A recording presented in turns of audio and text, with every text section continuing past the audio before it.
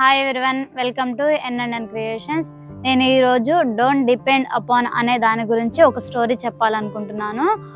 ఒక పక్షి తన పిల్లలతో ఒక పొలంలో నివసిస్తూ ఉండేది. ఆ పొలం ఒకరోజు కోతకు వచ్చింది. రైతు తన స్నేహితుడితో కలిసి కోతలు కోపించాలని అన్నాడు. ఆ మాటలు విన్న పక్షి పిల్లలు తన తల్లితో చెప్పాయి. అప్పుడు ఆ తల్లి కోతలు జరగవు అని చెప్పింది. అలాగే కోతలు జరగలేదు. తన స్నేహితుడు కూడా రాలేదు. రైతు ఎంతో నిరుత్సాహంతో నా బంధువులతో కోతలు జరిపించాలి అని అన్నాడు. ఆ మాటలు విన్న పక్షి పిల్లలు తన తల్లితో చెప్పాయి. అప్పుడు తన తల్లి ఇలా అంది, భయపడకండి, రేపు కోతలు జరగవు అని భరోసా ఇచ్చింది. అలాగే తన బంధువులు రాలేదు, కోతలు జరగలేదు. రైతు ఎంతో నిరుత్సాహంతో ఈసారి నేనే నా కోతలు జరిపించుకోవాలి అని అన్నాడు. ఆ మాటలు విన్న పక్షి పిల్లలు తన తల్లితో ఇలా చెప్పాయి. అప్పుడు ఆ పక్షి ఈసారి మనం వెళ్ళిపోవాల్సిందే అని అంది.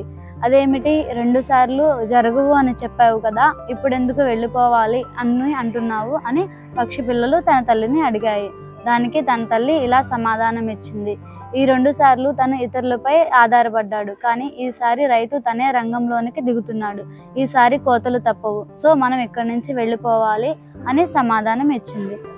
ఈ కథ యొక్క నీతి ఏమిటంటే, మనం ఇతరుల సహాయం తీసుకోవచ్చు, కానీ ఆ పని సక్రమంగా జరగనప్పుడు మన పని మనమే చేసుకోవాలి. మన పని మనం చేసుకున్నప్పుడు మనకి ఇతరుల సహాయం కూడా లభిస్తుంది. ఈ వీడియో కనుక మీకు నచ్చినట్లయితే లైక్ చేయండి, షేర్ చేయండి, సబ్స్క్రైబ్ చేయండి.